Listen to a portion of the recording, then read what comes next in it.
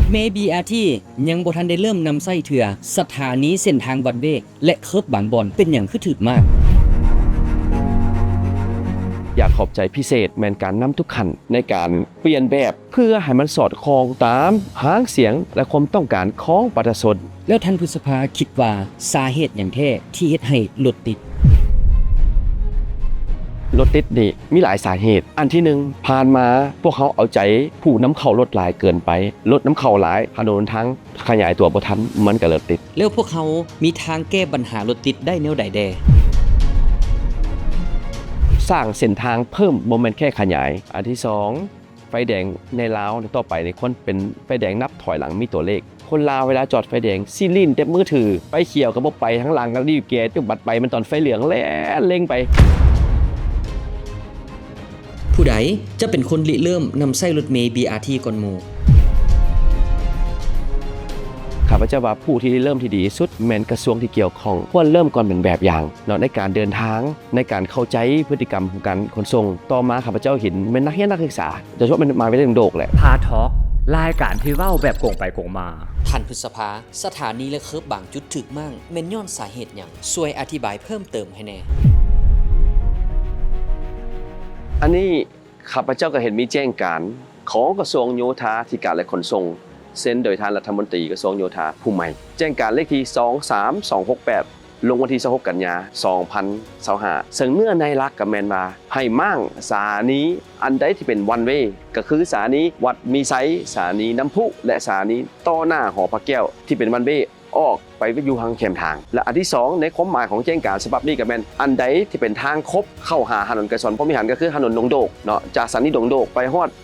ไฟแดง110ปีแม่นให้เอาเคิร์ฟออกหมดซึ่งปัจจุบันนี้ก็ขอบใจทีมงานทั้งหมดทุ่มทั้งเวลาทั้งเหงื่อทั้งแฮงทั้งเสาร์และอาทิตย์เฮ็ดให้การฮื้อถอนดังกล่าวแล้วก่อนกำหนดเวลา10วันข้าพเจ้าขอขอบใจและชมเชยแต่ถึงอย่างใดก็ตามข้าพเจ้ามีสิ่งหนึ่งที่อยากขอบใจพิเศษแมนการนำทุกขันโดยเฉพาะแมนกรมการเมืองทุกฐานรัฐบาลกระทรวงโยธาธิการและขนส่งโดยเฉพาะแม่นท่านรัฐมนตรีใหม่นครหลวงเวียงจันทร์เลขาพรรคท่านเจ้าของที่ได้ตัดสินใจ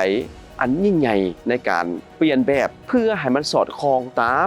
หางเสียงและความต้องการของประชาชนในปัจจุบันข้าพเจ้ามั่นใจว่าการตัดสินใจนี้เป็นการตัดสินใจที่ยากเพราะอันที่หนึ่งต้องเพิ่มงบประมาณในการมั่งบางจุดอันที่สองก็ต้องได้อธิบายแก่ผู้ให้กู้ยืมเงินและเสี่ยวสารและอันที่3ก็ต้องได้ตอบบางหางเสียงที่ว่ามีความคิดอยากไว้อยู่กลางอยู่แต่สุดท้ายรัฐบาลและการนำของพวกเขาก็ตกลงว่าให้เลือกเอาประชาชนอยู่ท้องถิ่นนี้ก่อนต่างประเทศสิว่าจังได๋ก็ตามผู้ให้ทุนสิว่าจังได๋ก็ตามข้อเลือกเอาประชาชนนี้ก่อนให้ประชาชนไปมาสะดวกโล่งใจและเข้าใจความหวังดีของพรรคของรัฐแล้วปัจจุบันนี้นโยบายใดๆที่ท่านคิดว่ารัฐบาลเปิดรับฟังข้อคิดเห็นของประชาชน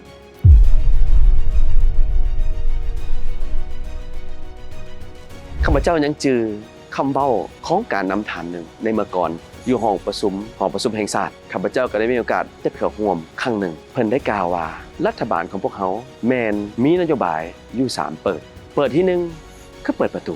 อันที่2แม่นเปิดสิ่งกีดขวางและอันที่3ที่สำคัญที่สุดแม่นเปิดใจในมื้อนั้นข้าพเจ้าก็บ่ได้เข้าใจความหมายนี้อย่างลึกซึ้งจนกว่าเวลาผ่านไปมันเป็นสิ่งพิสูจน์มาฮอดบัดนี้คำว่าเปิดประตูข้าพเจ้าเข้าใจได้คือหยังเพิ่นเปิดฟังหมดเพิ่นเปิดหมดบรรดาผู้ที่จะเข้าไป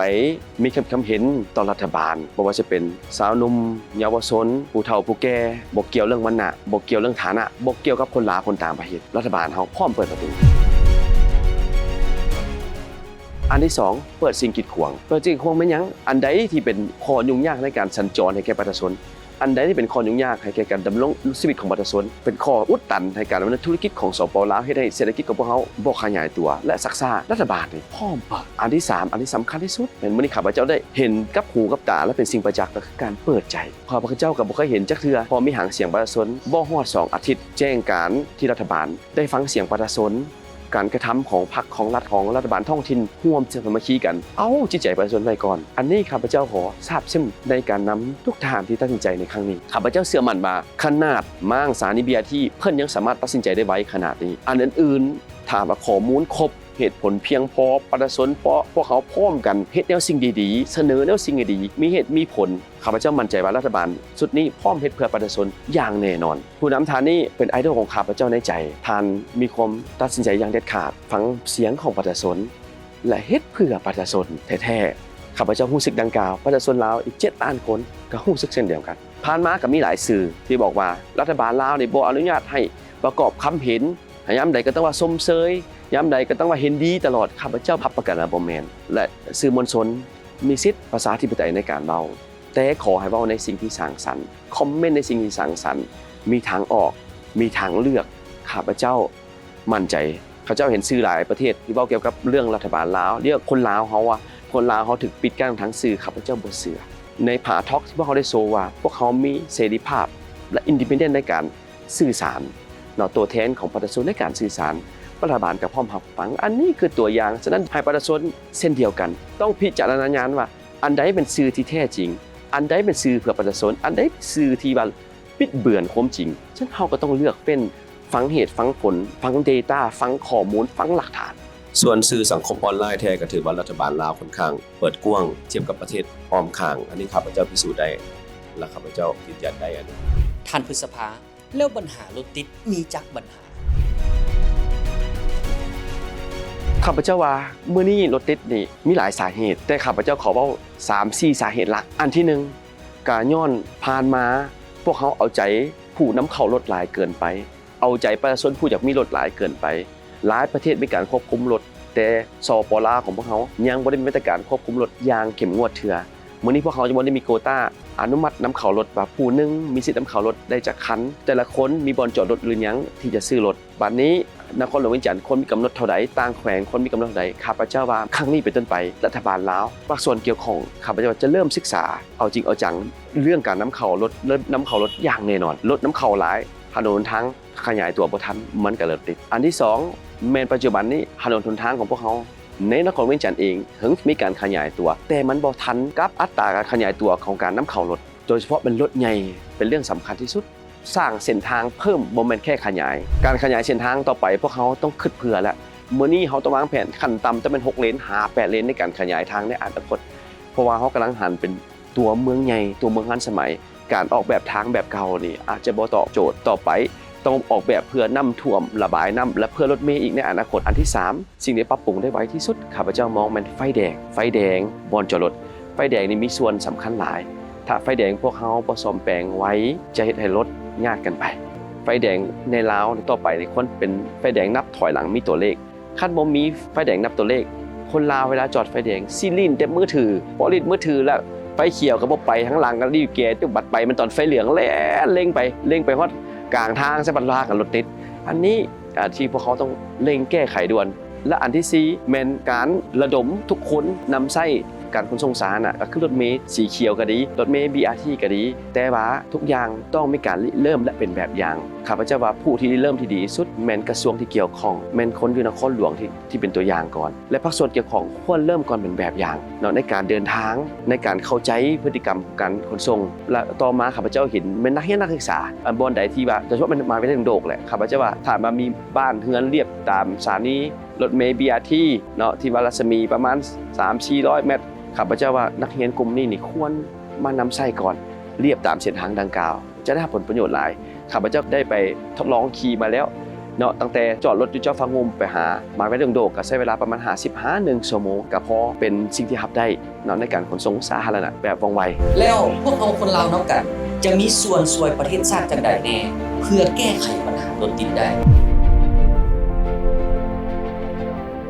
ข้าพเจ้าว่ามื้อนี้รัฐบาลพวกเราได้เปิดใจรับฟังปรับปรุงพื้นฐานโครงหลังเพื่อตอบสนองความต้องการของประชาชนลาวหมดทุกคนโดยเฉพาะมันชาวนครหลวงเวียงจันทน์ข้าพเจ้าว่ามื้อนี้สิ่งที่ต้องเฮ็ดเป็นชาวนครหลวงเวียงจันทน์ก่อนหมู่ข้าพเจ้าว่าอันที่1ผู้ใดที่มีรถเฮ็ดให้รถติดต้องมีพันธะเพิ่มขึ้นในการประกอบส่วนช่วยรัฐบาลสิเอาเงินมาได้ใส่ขโมยประชาชนประกอบส่วนช่วยข้าพเจ้าว่าอันที่1ผู้ใดที่มีรถปัจจุบันนี้2ล้านกว่าคันมื้อนี้ต้องเสียค่าพันธะทางเพิ่มขึ้นแต่ว่าพันธะทางนี้ต้องโปร่งใสเอาไปซ่อมแปลงทางเป็นหลุมทางเปเพและขยายเส้นทางเส้นใหม่เป็นวิธีเดียวที่พวกเขาประกอบส่วนได้ พื่อให้รัฐบาลมีเงินอันที่2ข้าพเจ้าว่าเส้นทางใดที่ผ่านไปเนาะจากดินแดงเป็นทางหยางหรือจากทางหยางเป็นทางไปต้งดินของท่านมูลค่าเพิ่มขึ้นบรรดาเจ้าของที่ไม่ดินเรียบหันต้องมีพันธะภาษีอากรสูงขึ้นแต่อาจจะบ่เก็บตอนนี้เก็บตอนปลูกสร้างเก็บตอนซื้อขายเก็บตอนโอนกรรมสิทธิ์มันต้องแฟร์ให้แก่รัฐบาลเพื่อเอาเงินดังกล่าวนี้กลับมาคืนเพื่อสืบต่อสร้างเป็นโมเดลสร้างทางเส้นใหม่ต่อมาการนำเข้ารถข้าพเจ้าก็ได้ล้มกับประธานสมาคมยานยนต์พาหนะของประเทศลาวเขาเคยแลกเปลี่ยนกันว่าควรมีบอกโควต้าแน่นอนสำหรับผู้นำเข้ารถจะขายรถก็บอกว่าบ่ต้องควรมีโควต้าเพราะอยากขายรถหลายแต่มาเมื่อนี้รถมันติดข้าพเจ้าว่าควรมีการกำหนดเซลลิงในการนำเข้ารถโดยเฉพาะการนำเข้าแล้วต้องเบิ่งสถานที่บอนจอดรถต้องเบิ่งเส้นทางถนนหนทางในแขวงที่ทานนำเข้าและพร้อมกันนั้นต้องมีกองทุนอีกกองทุนนึงในการนำเข้ารถเพื่อมาขยายเส้นทางใหม่และแปลงทางเพราะคณะบ่มีกองทุนดังกล่าวรัฐบาลก็บ่คงจะเอาเงินมาได้ใช้อันที่3พวกเขาสิเปลี่ยนพฤติกรรมได้บ่หันทุกคนเข้าเป็นกฎหมายหันทุกคนเข้าถึกตามกฎจราจรถ้าเจ้าหน้าที่เข้มขึ้นทานสิต่อว่าคือเก่าบ่ข้าพเจ้าก็ได้มีโอกาสได้พ้อกับกรมตำรวจจราจรเมื่อก่อนเพิ่นก็จมว่าไอ้น้องเนี่ยบ่อยากเฮ็ดเวียกแล้วเพราะว่าหยัง1ไปก็ต้องไปเช้าไป 7:00 นเช้าก็แม่นถือว่าซ่าเพื่อไปเป่ามักบีดถ้าเลิกไว้ 4:00 นก็ไว้เกินไปต้องเป็น 6:00 น 6:30 น 7:00 นจึงค่อยได้กลับก็เจ้าก็อยากมีอาชีพคือหลายๆคนเป็นครูเป็นพนักงานรัฐทั่วไปที่มาซ่าได้เลิกไวได้ไปรับลูกรับเต้าตำรวจจราจรเป็นตำแหน่งที่เสียสละพวกเขาเด้ถ้าตำรวจสิเข้มขึ้นและปรับไหมทานสิรับได้แล้วบ่ตอนนี้และสุดท้ายบรรดาภาคธุรกิจเด้ที่ไปเฮ็ดเหมืองแฮเฮ็ดแฮหายากบ่ค้ำสัมปทานเขื่อนไฟฟ้าสัมปทานอุตสาหกรรมใหญ่ๆเฮาสิมีส่วนประกอบส่วนในการขยายถนนทางอยู่ในแขวงที่ทานตั้งจังไดอันนี้ก็ต้องเป็นประเด็นปรึกษาหารือกันอย่างละเอียดก็เป็นนโยบายที่ทุกคนต้องสมัครใจมอบพันธะสมัครใจแต่แบบบังคับประกอบส่วนในการขยายถนนทางเพิ่มเติมและต่อมาอีกการกำหนดเส้นทางวันเวย์ข้าพเจ้าบอกว่าอยู่นครหลวงวิจันทร์นี้เหมาะสุดและเป็นการกำหนดเส้นทางวันเวย์หลายขึ้นเพราะว่าบ่อนใดที่เป็นเส้นทางส่วนกันรถมักจอดแคมทางแต่รถติดอันใดเด้ที่ควรกำหนดเป็นรันเวย์เพิ่มขึ้นข้าพเจ้าก็อยากเห็นให้มันเกิดเพิ่มพร้อมกับการกำหนดเส้นทางรถบรรทุกควรเข้าเส้นใดบ่เส้นใดข้าพเจ้าต่อไปเส้นทาง410 ปีนี่ให้รถบรรทุกเข้าได้แล้วแต่ว่าสิเข้ามาในเมืองนี่ข้าพเจ้าว่าห้องคอบ่อยากให้มีต่อไปต้องรถบรรทุก6 ล้อคันมันเคลื่อนไหวต้องมันเคลื่อนไหวเวลาพิเศษหลัง 10 โมงกลางคืนเป็นต้นไปรถบรรทุกจึงค่อยเข้ามาได้บ่แม่นขี้ข้านแล้วบ่อยากมาในกลางเว้นกลางคืนอยากนอนบ่ได้ทั่วโลกนี่เขาเจ้าเฮ็ดก่อสร้าง24 ชั่วโมงหนึ่งในสาเหตุให้รถติดก็เป็นรถก่อสร้างรถที่มันยาวเกินไปเกินขนาดเนาะสร้างความลำบากให้การสัญจรทั่วไปแล้วสร้างเส้นทางคู่ขนานถนนไกรสอนพรหมวิหารเป็นเส้นทางแนวใดทางคู่ขนานกับถนนไกรสอนพรหมวิหารคือประธานเข้าใจทางคู่ขนานมันเริ่มจากบึงท่าหลวงไปฮอดสถานีทางรถไฟนครหลวงเวียงจันทร์และอนาคตก็สิเชื่อมต่อไปหาตรงมะคายถนนเส้นนี้ในอนาคตก็สิเชื่อมต่อไปขัวมิตรภาพอีกเป็นคู่ขนานกับแพงเมืองอีกฉะนั้นก็อนาคตนี่ข้าพเจ้าเองกับนครหลวงเวียงจันทร์ก็ได้ตกลงกันเบื้องต้นแล้วว่าจะเอาทางดังกล่าวนี่เป็นทางสาธารณะบ่เก็บเงินเมื่อก่อนเป็น BOT เก็บเงินเดี๋ยวนี้เป็นความคิดใหม่ให้กลายเป็นทางสาธารณะแต่แน่นอนการไปทางสาธารณะมันต้องการความเสียสละต้องการการประกอบส่วนข้าพเจ้าก็เป็น1 คนที่จะประกอบส่วนรัฐก็เป็น1 คนที่ประกอบส่วนและประชาชน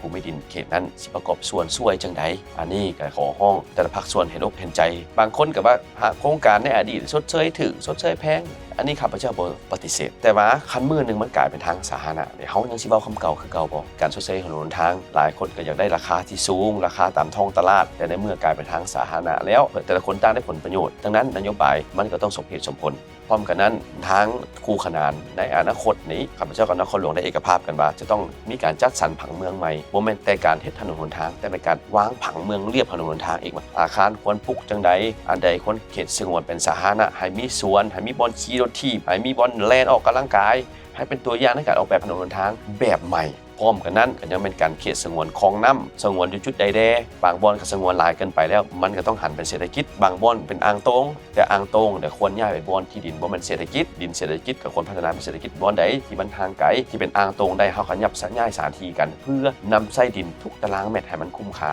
นะเพิ่มเติมแล้วก็ต้องกวดคืนอีกดินดอนตอนหญ้าที่ได้มาที่ดินต่างๆเนาะดินตอนใดแด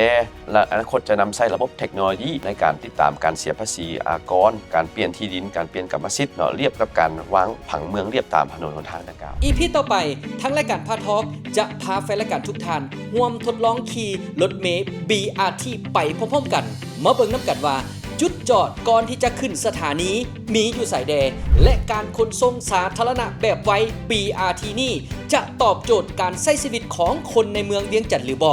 EP หน้าพบกัน